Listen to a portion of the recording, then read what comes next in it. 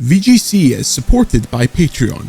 Check out patreon.com/videogameschronicle for more podcasts, ad-free browsing, and extra content. Thank you for your support. They're making a tasty meal of all the bosses and bureaucrats. It's VGC the Video Game Podcast with me, Jordan Midler, Chris Scullion, Andy Robinson, and Giant Bomb co-owner Jeff Grubb. This week, Jade Raymond is out at Sony and Lies of P is getting far too easy. But first, how's it going? Giant Bomb co-owner Jeff Grubb, how are you? I'm good. Yeah, I'm doing well over here. I'm a small business owner, and that's changed things a little bit for me. But yeah, it's exciting. It's busy. It's crazy. SGF is coming up in no time. It was the timing of this couldn't have been worse in a lot of ways. It was apparent to me how much things had changed when the first conversation I had with Dan Riker after the announcement was which companies are the best to get a free meal out of, and I was like, "Yep, Dan, welcome to independence." Yep, that sounds like Dan Riker, all right. He's definitely the thing he brings up most often is how sad he is about now when he expenses things. That's his money. So, he had his time in WWE. Surely he's got a nest egg at this point. He'll be fine. Exactly. Yeah, I think so. Yeah, he probably just stole Vince's credit card. He's probably going to use that thing now. Yeah. So for people living under a rock, very quickly, Jeff, major changes to Giant Bomb. What are they? What does the site look like going forward? And how can people support you?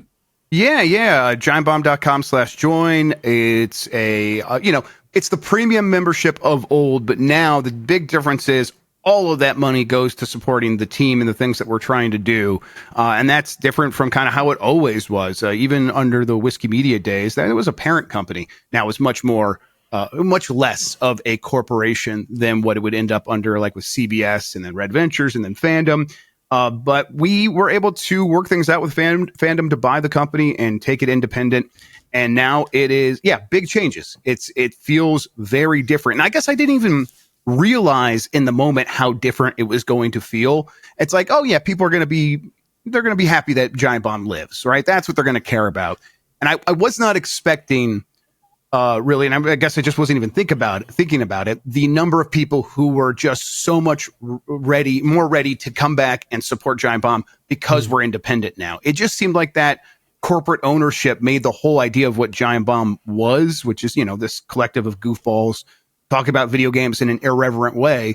It didn't make sense under a corporation for a lot of people. And now that we're independent and we have free reign to do what we want, people are like, this is the sort of, punk rock nonsense that we actually are here for. And I feel better about my money now going to this crew. And it's like, I just was not prepared for that. So it's been a really cool feeling these last couple of days to kind of take that energy and run with it. And really the future of Giant Bomb is we're going to start out with this crew. We're going to try to turn it into a business that can survive long term, which we're well on our way to doing. And we're going to try to turn that into something more and do as much as we can and hire cool friends to do cool stuff. And we have long-term plans that are pretty exciting. Right now, though, we're just trying to build a company that exists because it was a very fast transition to the point where it's like, I guess we'll take this thing and then we'll figure out the rest. And we're in that process right now.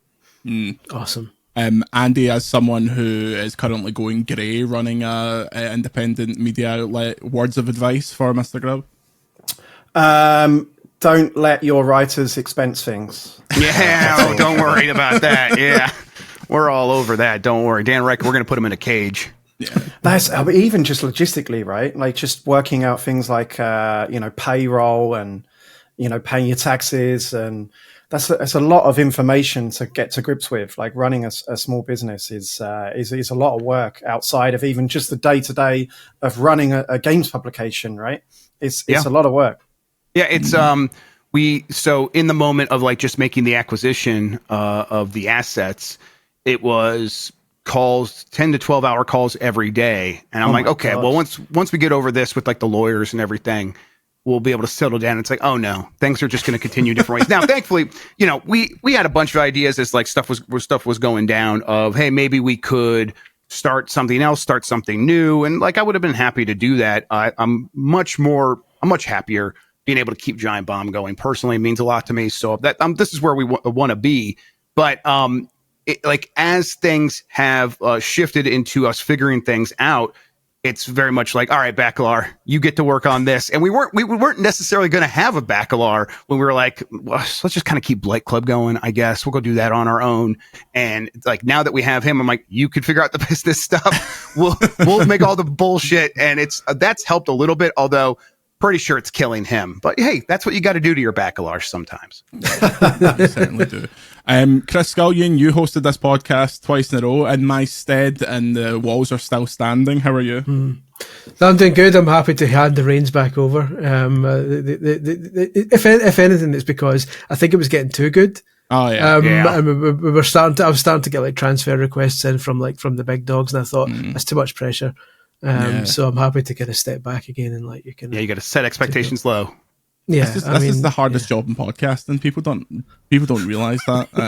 So for you to trivialize it as such, I noticed I edit the video versions of the podcast, so I get to see the raw files. To imply that I pick hipster lyrics at the start of this program in some effort to impress our audience of 30-year-old white men, not a chance, because none of them get it either.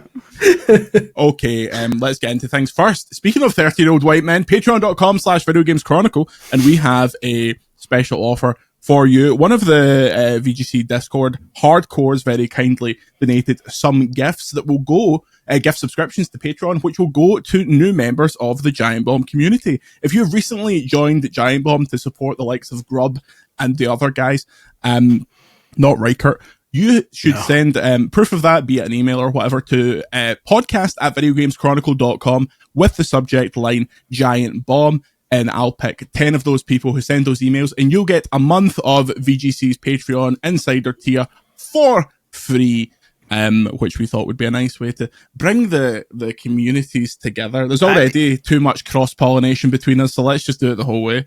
Isn't that the cool thing now? It's like, oh wait, if we're all collaborating, it's just going to help everybody, though. So we'll find a way to return it's absolutely true, right? I mean, I put it on. I put a post on Blue Sky recently about that. Is that we saw like a big uptick on people signing up for us over the last month with what was going on with you guys, what was going on with Polygon. Is that it kind of hits home for a lot of people that hey, we need to support our outlets, right? And this yourself, there's a huge amount of collaboration between all the outlets supporting each other. It really is the cliche of, the tide rising all boats. Yep. It's a good thing. I love that the audience, is back invested in that, in kind of backing outlets. Because, I've said this before on the podcast, 10 years ago when they closed CBG, which Chris and I were working for, and they closed all the magazines, and it really felt like those days were gone, that people weren't going to pay for editorial, and kind of different trailblazers in the content creation place, like people like Kind of Funny have really changed the mood around that. And I think things are a lot healthier, and I'm feeling positive for the first time in a while about games media. Yeah, we're all in this together is what we're realizing. And it's like, I don't think many of us think of it this way, but it's like, we're all kind of leaders in the space a little bit of if we kind of just stand up and say, we are all in this together. And that includes people reading this stuff.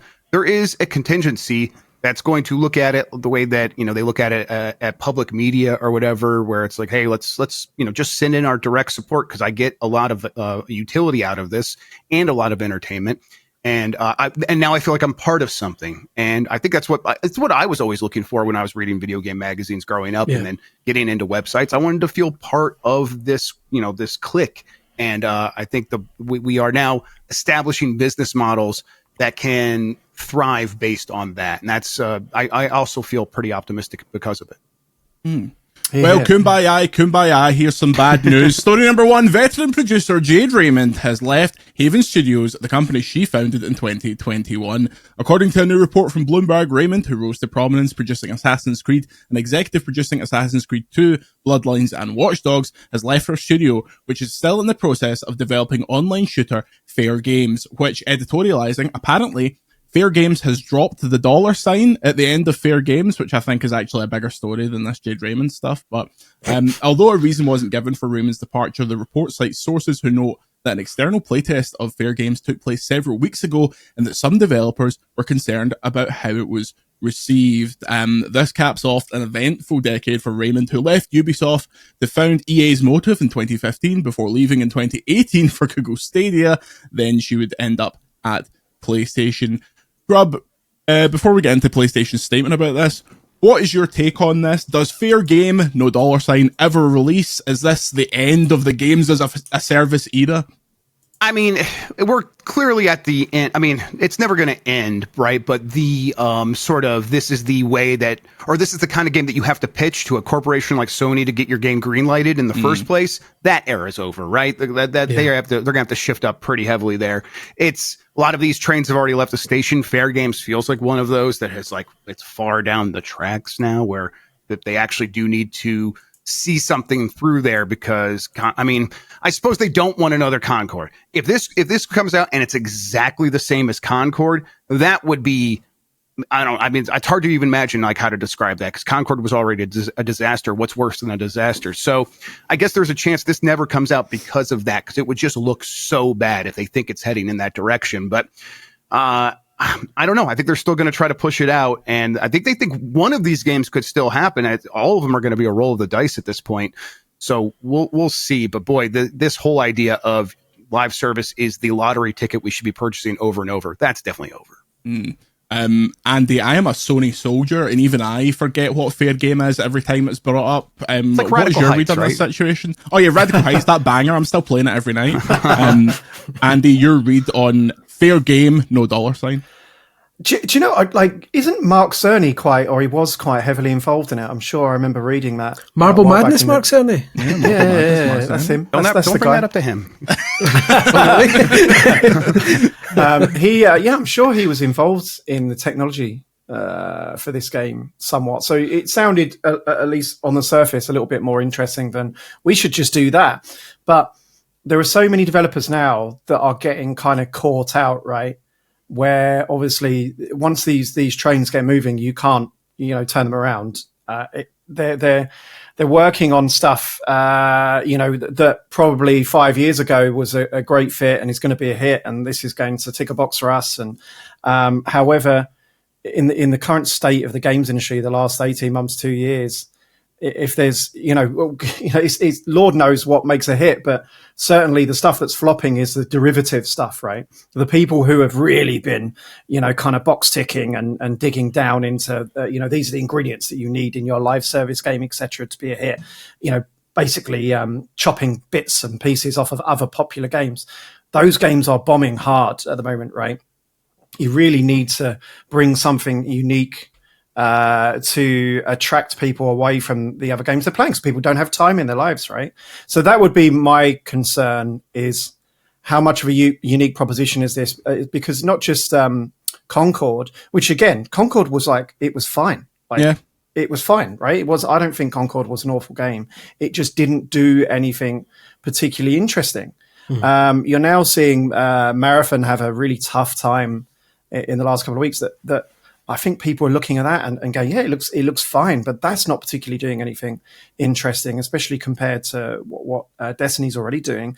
So is Fair Games going to be able to do that? I think probably the fact that it's still going, right? I mean, I don't know if that's indicative of anything, because maybe they've just put so much investment into this thing that they have to bring it to a close. But they've certainly not been shy in shutting down a lot of their other live service projects recently, right? So yeah, maybe it'll do something that actually, takes off where the other two live service games recently haven't.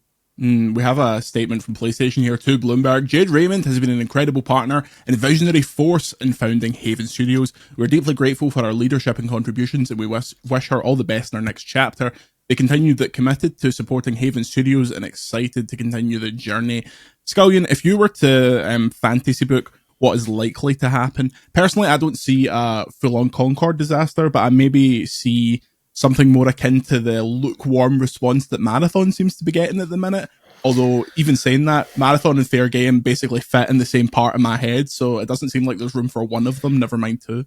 It feels like if it was a Concord situation, they would almost deliberately keep it alive for a while just to avoid the Concord situation. Yeah. It would maybe become like a Destruction All-Star situation where it just kind of trundles along with a pretty small user base until enough time has passed that they finally go, right, okay, we've tried and it's not working.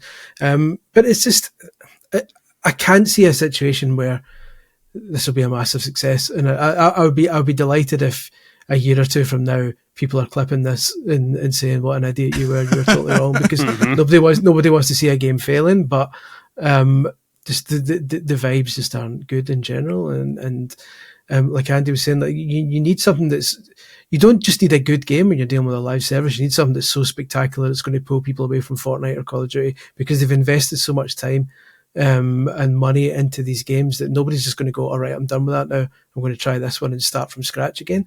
And also the problem with live services is if people aren't there on day one, it's a lot harder to get people in on day 40 or day 50 because there's content that they've already lost. And a lot of video gamers have that kind of completist attitude where they're like, I need to 100% this thing. And if there's content that's gone, a lot of people like myself, I don't mess with live service games once they've started if I wasn't there on day one. So if they're not a blockbuster hit from the start, it's an even harder uphill climb to get people on board. So unless fair game / fair games / fair game dollar is big on day one, it's going to be tricky, I think. Yeah. Grubb, Sony finds itself in a weird situation at the moment because there's stuff to be excited about. Obviously, Yote, there's no reason to not expect that to be a great game. Andy's played Death Stranding 2. He thinks that's great from what he's played.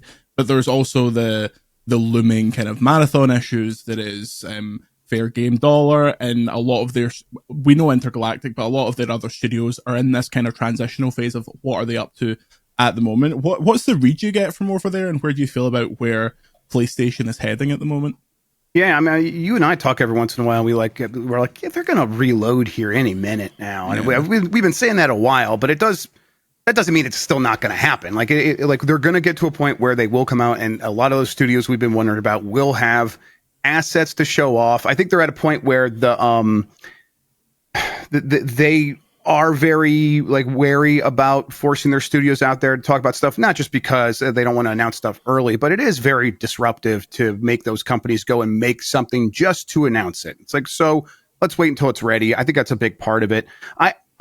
There's a story going on around right now this morning that there's not going to be a state of play in May. And I'm like, well, who thought there would be a state of play in May? And I'm like, oh, okay, I guess they have traditionally done a bunch of state of plays in May. So people are sort of reading it that way. And it's like they're getting worried that Sony's not going to have anything till after summer. I think what I've heard is they're probably going to have something in June. Likely not a showcase, but maybe a state of play. And it's like, okay, well, if it's a state of play, that's still concerning because it could be one of these state of plays that are obligatory that they come out and they do because they have partner games that they have to show off. It could still very much be one of these shows that doesn't have a lot of PlayStation first party games in it. But boy, it feels like we're at that time where, Sony, Santa Monica, all these teams that have had games that came out years ago should have something probably ready to show off. And so I think that the story on that will change here pretty quickly. I mean, they've got to start talking about Yote soon, right? I mean, that's out in, is it October? They've dated that for? October the 2nd. That is. So they're gonna have to start talking about that. Yeah, that'll be like the big thing if any show happens. It'll be like that's the big game, and then here's some teases for stuff that is coming in 2026. And also, without getting my history book out, I'm pretty sure they've supported Jeff shows pretty regularly, right? The summer shows, they usually have something in them. Yeah. They'll do another state of play, and it'll be here's 40 more minutes of footage of Suicide Squad Kill the Justice League as a tradition. I would feel terrible if I didn't get it at this point. Yeah.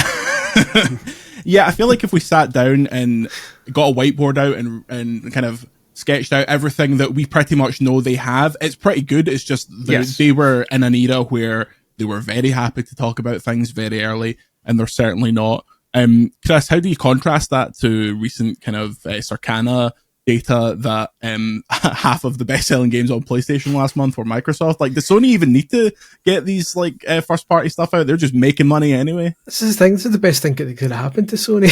If this had never happened, we would now be hitting the point where what Xbox have been getting for years, where are the games? Where are the games? Would now be getting aimed at Sony. People say, "No, where are your games?" But they don't care because everyone's playing Forza or Indiana Jones or Doom. And the PlayStation, the huge gaps in like PlayStation's release schedule are being filled by their quote unquote rival just now, and it's so they're probably counting their blessings. That it went from Xbox has no games to PlayStation only has Xbox games. It's crazy. It's bizarre, but so the pressure, it kind of takes the pressure off Sony a bit, because there's at least some kind of a regular bunch of AAA stuff arriving on their console to kind of plug those gaps.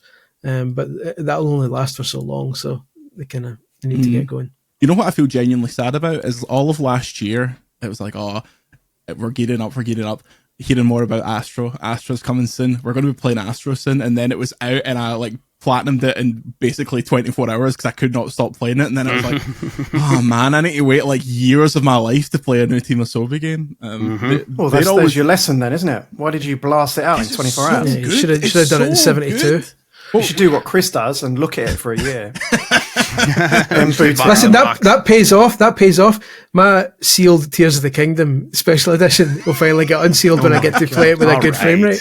The one case where it pays off. The waiting game. No, I wanted to do it because the whole thing for me and Astro was like the cameos, and I wanted them not to be spoiled. So it was it was well worth. Anyway, speaking of games that appear at Sony shows, story number 2. Gearbox Entertainment CEO Randy Pitchford has attempted to explain recent comments that true fans would find a way to buy Borderlands 4 if it ends up costing $80. If you missed this, Pitchford has been umming and ahhing about the price, which he claims not to know, which I think is somewhat questionable. But he said on Twitter, if you're a real fan, you'll find a way to make it happen, referring to the $80. My local game store had Starflight for Sega Genesis for $80 in 1991 when I was just out of high school working minimum wage at an ice cream parlor in Pismo Beach, and I found a way to make it happen. First of all, Andy, slightly tone deaf, that comment, you would say? Yes. I think at this point, he just makes so much money that they're quite happy for him just to get on with it. I imagine that speculation, he's probably working down some kind of clause, right? He's just sold Gearbox to Take-Two. This game is going to sell a lot of copies. I can't imagine they're particularly bothered that he puts his foot in it more than Prince Philip used to. It's just even what he's saying is like, it's sort of like how he's saying it, right? It's just you don't have to do that. Like, there are so many people working on this game that are probably frustrated that happens. Yeah. There was a clip circulating after this that was actually a little bit older where he justifies it. It's a massive long quote that kind of goes in circles and like a magic trick. And he ended up with saying, and so we're going to have to set a price soon, and it might be a new price like Nintendo and Microsoft have led with. It might be that we stay back. It's going to be the people at the publishing house that decide that. Then joke, if it's cheaper, then maybe we'll sell you that mini map you guys want, but we'll develop later. How bad do you want that? $10? I don't know. I'm just kidding, or am I? A fine joke if your community had not actually been quite annoyed about the lack of a mini map. Also a fine joke if you say it once, but if you watch the clip, he says it 3 times in a row, and the laugh gets quieter and quieter. It's a rule of threes, it's like, Chris. It's not funny. The rule of threes is generally you say 3 different things. He's not the same fucking thing. All right. Yeah. He's putting on a show for the people. He certainly is. Look, he certainly is. Borderlands, massive franchise. I think this will probably be 80, especially in the wake of Mafia being 50, Grubb. This feels like a natural 80 point. This will be 80, the basketball game will be 80, and then GTA will be fucking 100. What's your read? Yeah, I mean, I think they are trying to get away with as much as possible, like any of these companies, and I'm sure that they are discussing $80. That's what this means, right? I don't know what the price is going to be. That means they're discussing 80.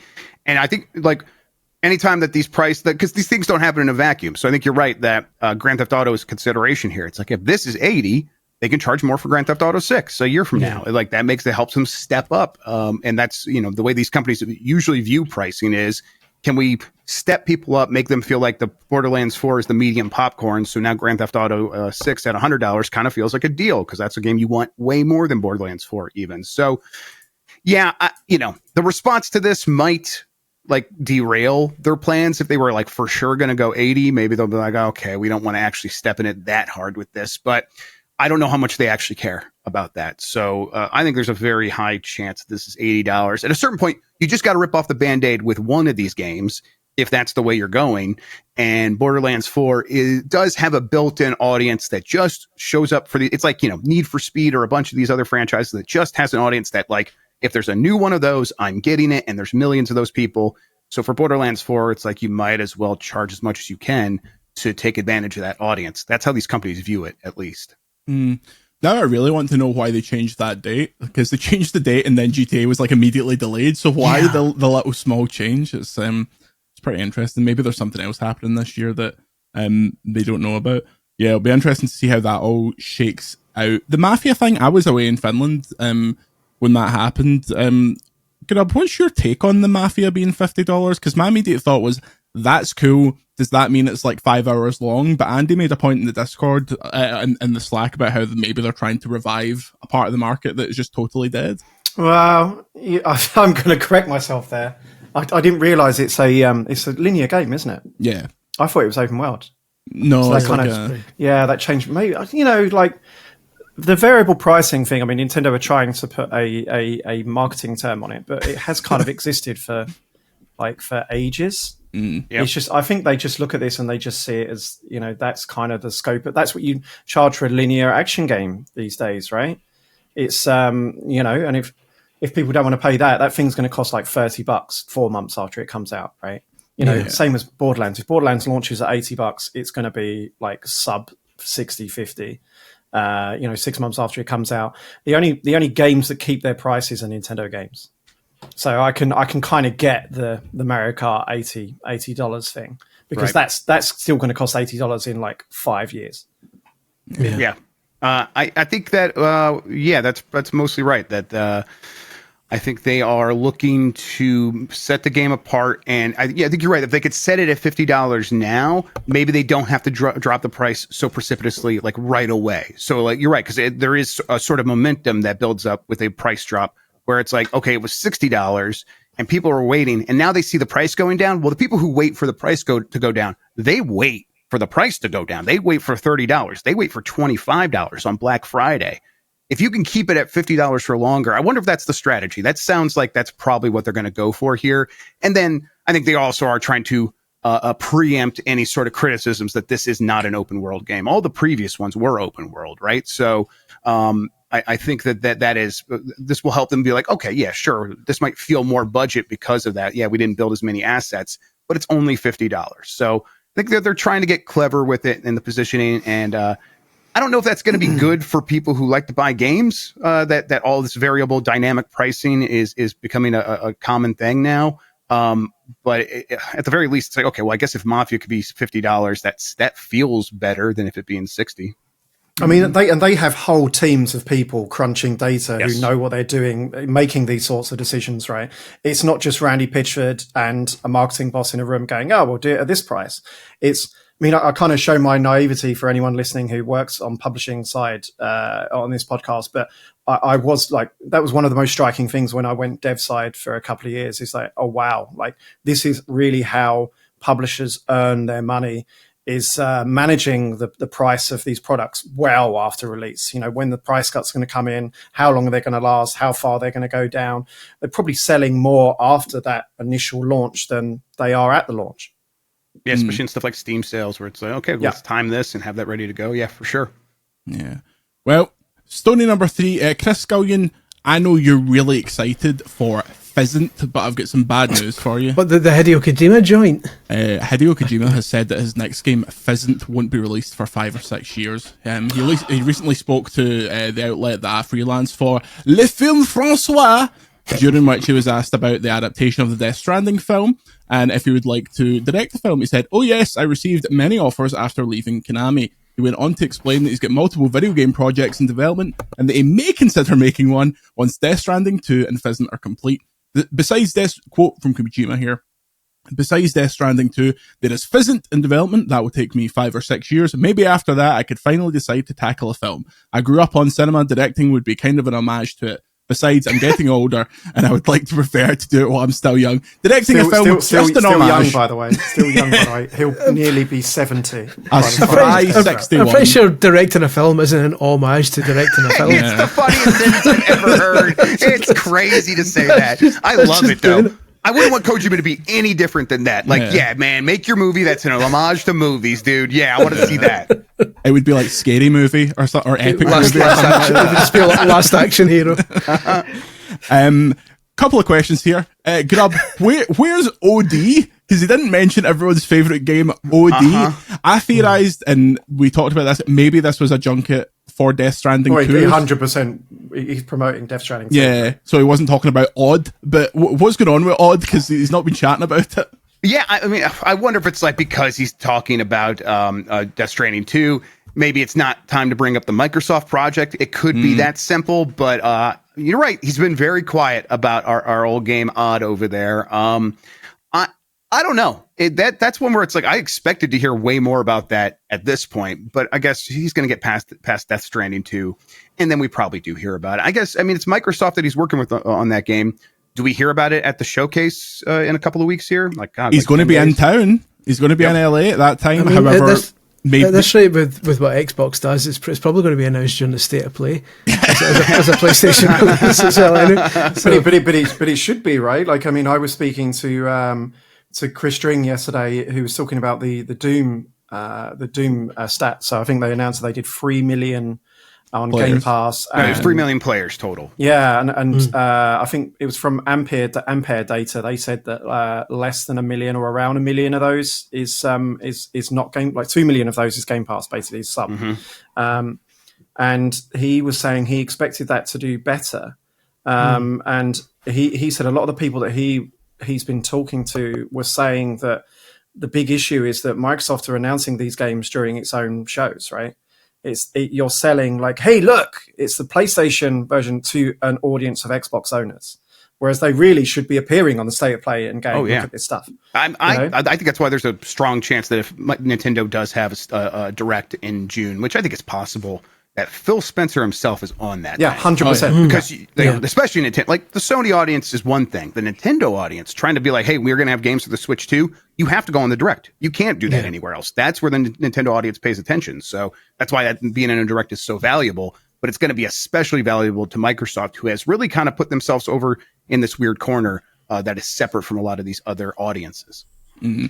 They need to do the thing like when Miyamoto came out on stage with Yves Guillemot, but it's Miyamoto and Phil Spencer, both with guns, posing together. Here's all our shite on Switch. Phil Spencer comes out wearing an obscure Nintendo t-shirt, comes out wearing an RC Pro-Am t-shirt. I would pop for that. He wears a Metroid t-shirt and Miyamoto goes, I don't actually like that franchise. Can you do Pikmin, please? Speaking of, so I recently got the chance to visit the Nintendo San Francisco store by proxy, by which I mean Lucy James and Tamura Hussain bought me some stuff. Included in that was a tote bag that includes like Nintendo's big characters now. So Mario, yeah. Link, yeah.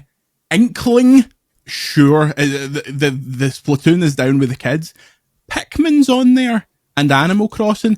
Where is this Pikmin propaganda that is suddenly popular? It's not difficult. You go to these Nintendo stores, there's absolutely shit tons of Mario stuff, tons of Zelda stuff, there's tons of Animal Crossing stuff, then there's tons of Splatoon stuff, because these are brands these are Nintendo's biggest 100% wholly owned brands, but especially in Japan. Yes. And then there's a Metroid shelf, like one. Like, I'm not joking. The bottom shelf too. Like, I'm not joking. There's like it's like the end shelf. Right. It says the word shame on it for some reason. It's the Nintendo store's area that Miyamoto didn't see when he toured it. It's the Nintendo store's equivalent of a porn shelf in a news. There's absolutely tons. There's tons of Pikmin stuff as well. Like I remember when. This is we're in a unique situation, right? You see how much shit like I've got behind me Nintendo stuff. Like, because when I first, after the pandemic, when I got to go back to Japan, because they opened all these stores in the pandemic, right? So I just got so much of this stuff. Like, you had to have it, right? If you're a Nintendo fan, you grew up a Nintendo fan in the 80s or the 90s. The idea of having merchandise, like for games, like I had when the first Pikmin games came out, and I started at Future. I had these tiny Pikmin Gashapon toys on my desk, and they were my pride and joy, right? Yeah. Actual Pikmin toys. Wow. You know, they were so cool. Now, I literally walk past some of this stuff, like the Pikmin stuff. Like, you're just like, it's too much now. I don't need it. I've sidetracked. But the reason there's loads of Pikmin stuff in there, and it's notable, I went for dinner with Imimura at the time, the Star Fox F-Zero artist, and we were having that conversation going, did you see any Star Fox merchandise in that store? There any F-Zero? There is nothing, absolutely nothing related to Star Fox, F-Zero, etc. in the Nintendo store. Pikmin, absolutely everywhere, because it's Miyamoto's game, right? And it is huge in Japan, to be clear. Like Pikmin 4 popped. Well, they made it huge. Yeah, they made it huge. I mean, without even going through the number, I'm pretty sure that when these stores opened, Pikmin 4 wasn't a thing, right? And it wasn't. The series wasn't big. The latest one has been a big success. Yeah, almost like vicariously because of this push. I mean, if you've been to Japan anytime in the last couple of years, you see like Pikmin 4 was everywhere on the huge billboards in Shinjuku and stuff like that. Are they Japan's Minions? Yeah, equally. I guess so. Maybe. Yeah. But they're on the trains. When you're on the train, there's like screens like, what is this object? And it's like a Pikmin sponsored thing where there's an object all zoomed, like really closely zoomed in. And as it pans back, you go, all right, it's a ski mask. The Pikmins are all standing around, obviously preparing some sort of terrorist attack. But this is the thing. This is the thing. Like on that, it really isn't a coincidence that I've been speaking to like a lot of former and current Nintendo people for a project I'm working on at the moment, and what you're told a lot of the time is that a lot of what people consider a Nintendo standards are Mr. Miyamoto standards.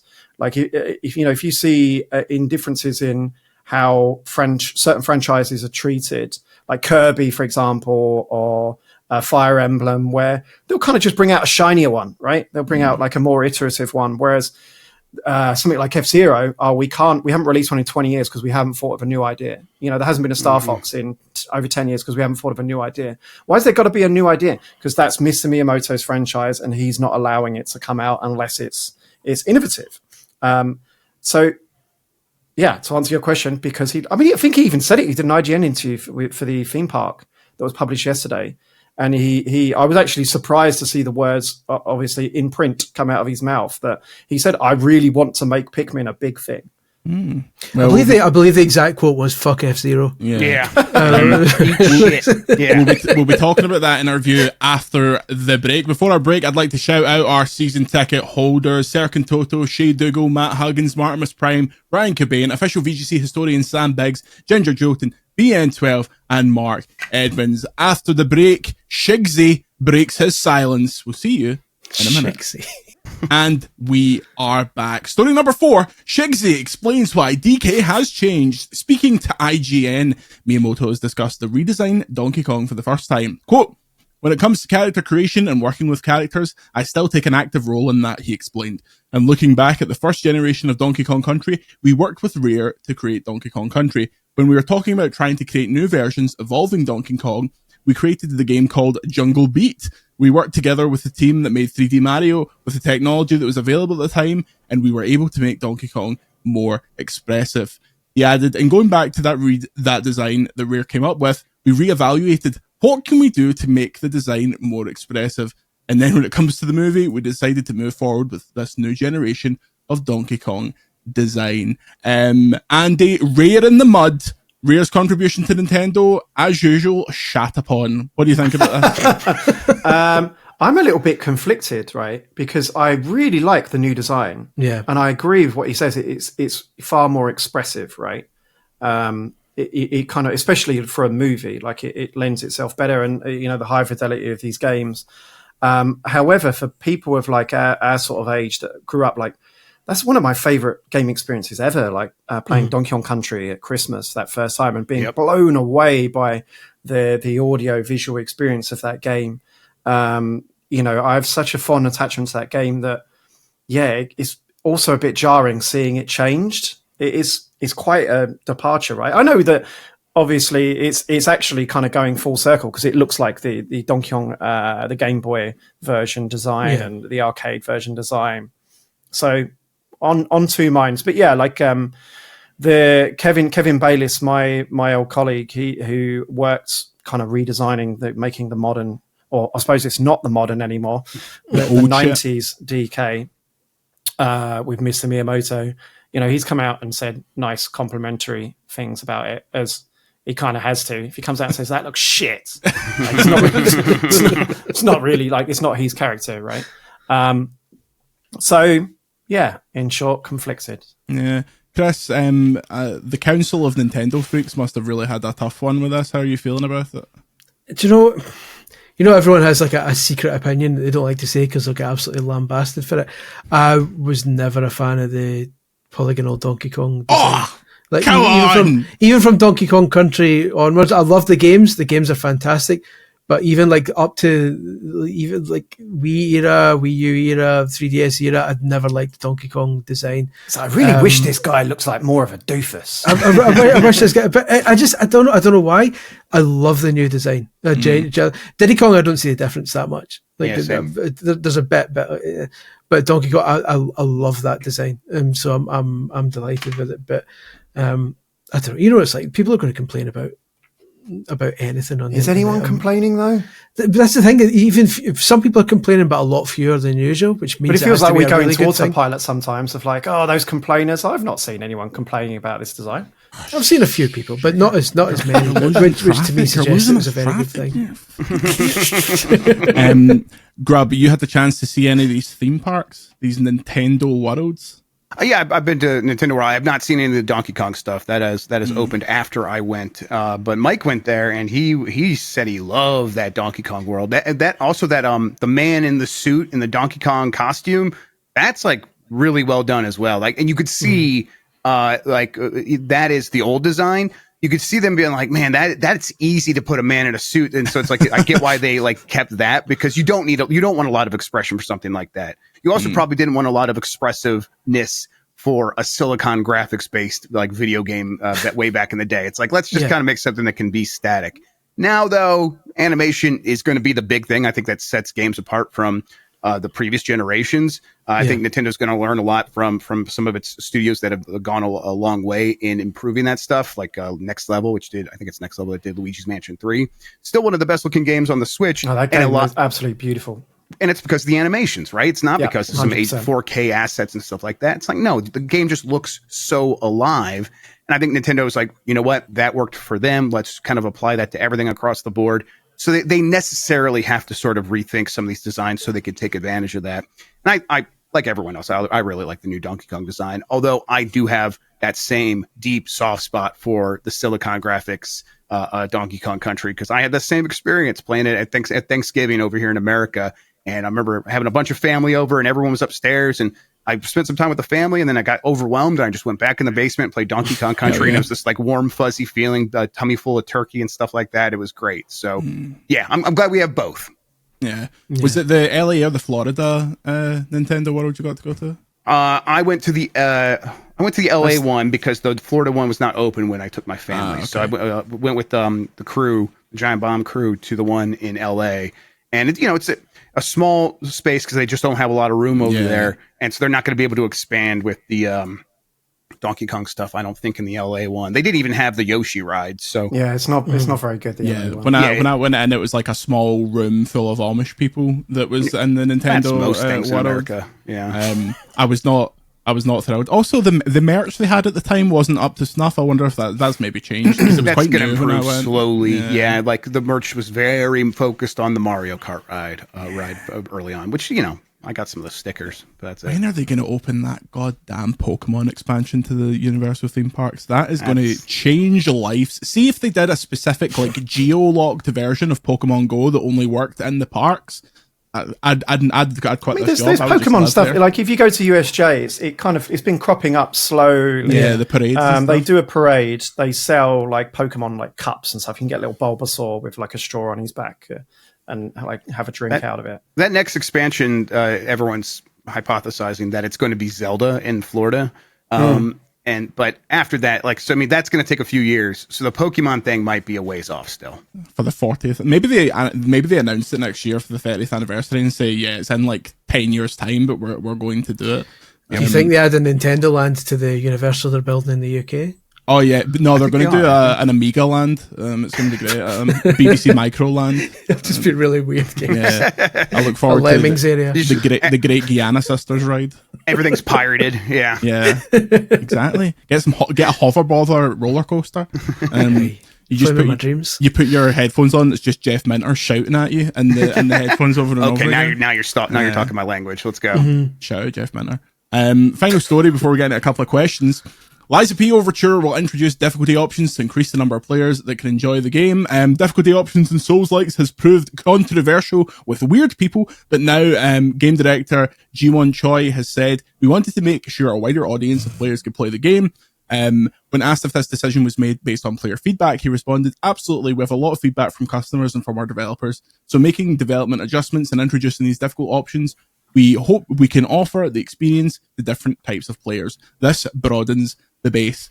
Andy, it seems like this would have happened a long time ago, but considering the reaction to this yesterday, I'm actually I'm not surprised that it still proves controversial. I don't see how this could be seen as anything other than a good thing. No, I can see your point of view. I mean, obviously, I read your preview, but I something like Dark Souls, Elden Ring.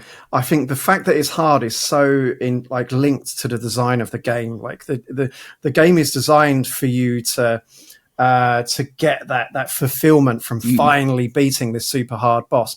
I think even adding the temptation to lower the difficulty, like there's been times in those games where I'm like about to throw the controller at the wall, right? So frustrated, but the feeling when you finally overcome it is unmatched. And I think that's where a lot of the affection for those the From Software games comes from. And I can kind of see, and Miyazaki said that as well, right? That I think he basically said what I just said, that I just know personally, if the option was there, it would have robbed me of a lot of good memories playing those games, because I would have just lowered the difficulty and just bashed through it. Also, I think those games wouldn't be very fun if you could just walk through them, solo them. I suppose. You can kind of emulate that experience if you really over level yourself and grind, and then it becomes completely trivial. So it is a hard thing to balance.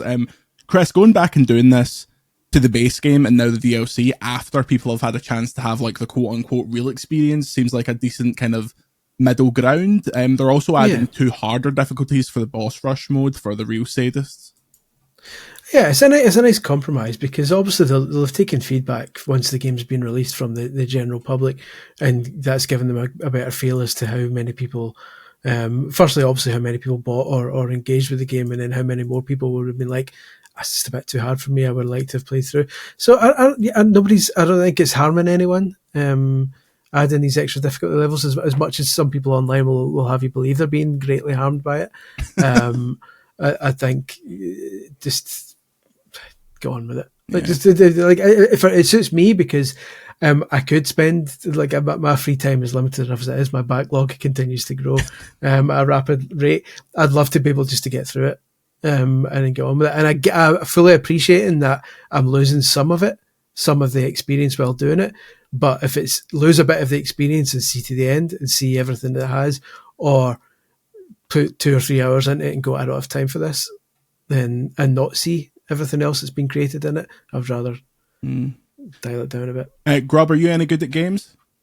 People have seen me play. They know better than for me to answer that question. I have my moments, and I definitely like FromSoft, Souls-likes to be hard for me, and I wouldn't want to change that. Although, for me, I think the answer to this is accessibility options. Don't call it difficulty options. Call it accessibility options, and put a thing in there that just turns down the game speed, and you can turn it up if you want to make it even harder, and you can turn it down, and it just slows everything down. So people who have disability things can just be like, okay, now I can sort of handle this because I have more time to hit the buttons because I'm a little bit slower at that. I think that's the obvious answer in most of these cases. There's a lot of games that have had that now, or Celeste puts a bunch of that's a very hard platforming game. It's brutal in some ways.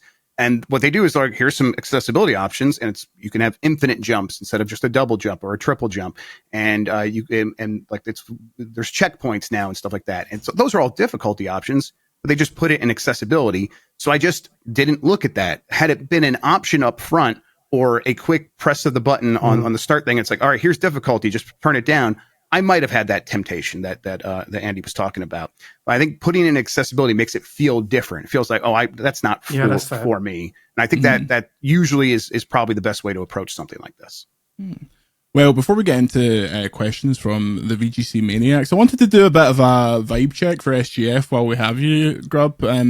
Obviously, your situation has changed somewhat, but beyond that, how are you feeling about the show generally? Because it's going to be a weird one. It hits right as the Switch 2 launches, which has created a whole bunch of problems, but it doesn't seem like there is the groundswell of hype that there usually is. I don't know if that's just because there's not much announced outside of Xbox and the Outer Worlds 2 stuff, but it feels a little different this year.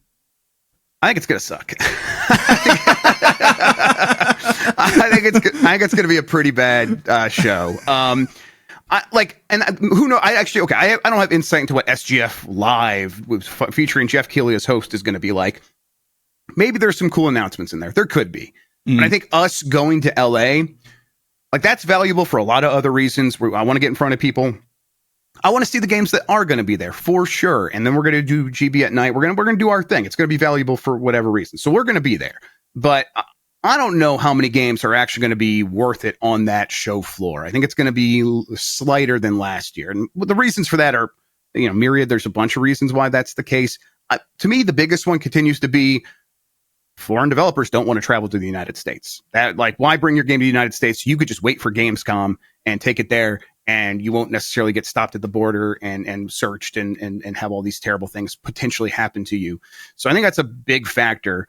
And then the other factor I think is, a lot of developers are just it's like missing their timeline a little bit. That seems to be the case as well. Who knows? Maybe I'll be surprised, but the early word I'm getting is things aren't looking super awesome for going to that show and seeing a bunch of cool games. Yeah, it's a weird one, as you say. Like a lot of the luck of the draw is based on what people have at that time. Obviously, that changes. I'm looking forward to going back to LA. I mean, it's only been like 5 minutes since I was there last. The happiest place on earth, the smoggiest town on earth. It's so much better than it used to be too. You understand why people in America have such constant health problems, because you breathe in the air and it feels like you're suffocating. It's really bad. But what America has that London only has a charlatan version of is Dave's Hot Chicken. This podcast is brought to you by Dave's Hot Chicken. What level do you go with? Oh, medium. And you get 2 sliders and fries. This is Tamura's order, but this is also the correct one. And you get the strawberry lemonade, and you are flying. So Andy and Chris, as soon as we land, Dave's Hot Chicken, and we'll be shouting all night. I can say I've never had Dave's Hot Chicken, but even with zero experience of it, medium sounds cowardly. So that's what I thought. I'm someone who likes spicy food. And then the first time I had Dave's Hot Chicken, I'm like, give me number 5. Give me the highest you got. And I regret it to this day. It was so painful. It was rough. Like I was just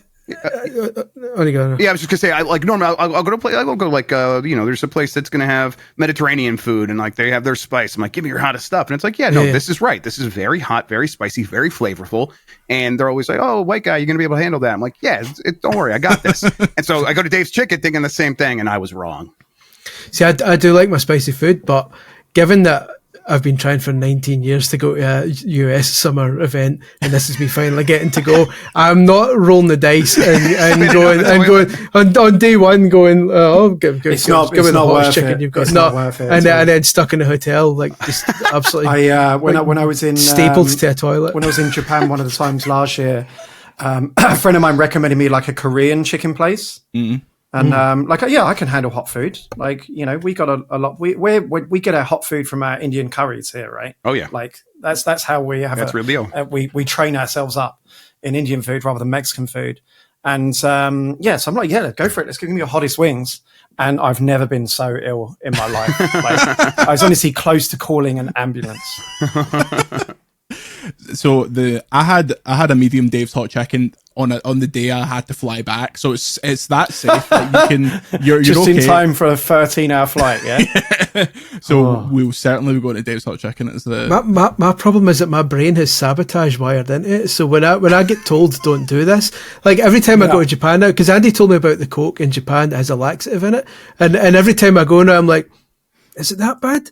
And then I kind of look at it. How many could I drink before I shit myself? To the point that like we're going back in July, and I'm like, maybe we'll have a rest day in the day before. I'll try that coat. And see what it's like. Go to like. So but we'll see. If we turn up on your couch, Grubb, and the three of us are absolutely shitting through an eye of a needle, I do apologise for it. No, that's exactly what I want now. You guys got to make that happen. Especially because my body is acclimatized to the American suite of energy drinks since I've been over there a lot. I'm taking Chris straight to that 7-Eleven, and we are getting the absolute dirt worst. Speaking of energy drinks, I literally just remembered I've got the 2 new Iron Brew flavours sitting here as requested, but we'll save them for another time because it's called Coca-Cola Plus. No, it's actually called Unicorn Tears flavour. Oh my God. Named after. I'm talking about the laxative cola. Yeah. Oh, of course. Coca-Cola Plus in Japan. And also and you find out if you don't read Japanese that the plus means shit yourself. Yeah. Plus Nessie Nectar, which I believe is a semen reference. Nice. Hell yeah. Speaking of semen, Grubb, how are you dealing with the Switch 2 launch? Are you still getting yours delivered to Nikki? Is that the plan? Yeah. I'm just like crazy for it, for sure. Yeah. I'm going to be in LA on the 5th. And so I had it shipped to Nikki's house, Nikki Grayson. Shout outs to them. Nikki. And the plan is I'll get in, I'll get set up, and I'll just meet up with Nikki, and we'll play Switch 2 together all night or something like that. I'm excited. For me, I haven't held the thing yet. So I'm like at a point where I'm just ready to like have that device in my hands, and then whatever games I play, whatever after that. I'm just excited about the hardware in a lot of ways because it looks super solid, and I am a bit sick of the Switch 1, even my OLED version that did feel pretty nice at first, feeling pretty wobbly when I hold that thing with the Joy-Cons connected. It just the overall engineering of that, of connecting the Joy-Con to the Switch 1 did not hold up to use and time. And when I look at the Switch 2, it's like, I think they directly solve that. And I just want the thing to feel comfortable in my hands when I'm using it. So I'm excited about that. And then, I'm going to play a ton of Mario Kart World for the next 10 years. I can just tell already. I mean, should you just bring it to our hotel and we'll do a big Mario Kart World tournament all night? We got to figure out some kind of coverage. Yeah, exactly. Yeah. I'm devastated. Like I've been looking at every possible solution to this, and there isn't one that basically the 2 pre-orders I've got will turn up after I leave for the flight. Are you excited for the Switch 2, Chris? I'll dabble with it. But the fact that I have to wait like 5 or 6 days. Well, if you get your Pro controller, bring that. And that way we can all just play it on my Switch too. Listen, Pro controller day one, the comfort on that thing is unreal. Yeah, definitely. But so it's infuriating. Yeah. It'll be the first console since Super Nintendo that I haven't played on day one. Oh wow! Just not a big enough fan. What can I say? That's the long and short of it. If you were a big enough fan, you would pre-order an American one and get it delivered to the hotel. There you go. That's all I'm saying. I mean, end up in jail for 20 That's years. easier said than done. Yeah, I know. I'll just pre-order an American Nintendo console. Those are different, absolutely different. You're better off. Grubb could pre-order one in the UK and get it to him quicker. Yeah, I almost did. Like they went when we were under the embargo because of the tariffs. I was like looking at the UK one. And I was trying to pre-order it, and they sold out. So yeah, we were at Kojima Productions when the US pre-orders went up, and all of the guys like Blessing and Dan and they just stopped what they were doing and went to try and pre-order Switch. Yeah, I was like wondering. I was worried about Dan and Blessing, and it's like no. I talked to them like, yep, we're making it happen. I'm like, awesome. Did Kojima help you or anything? It's like, no. One last note on I saw Blessing at the Lies of P thing, and me, Blessing, Andy Cortez, Tam and Lucy went out for dinner, and we found this random pizza place next to the hotel. It was huge. One guy was serving, making the pizzas, and like seating people because none of his staff turned up. So he was just sprinting around this place like overcooked, pissing with sweat, flying pizzas out of the place. Pizza was spectacular. I couldn't believe it. It was like this seems like a recipe for food poisoning, but it was very, very good. Well, we don't need to talk about the labor situation in American restaurants. It's fucked, guys. Yeah, it's hope he tipped him. Like no one works anywhere anymore. It's crazy. I don't understand how anything gets done.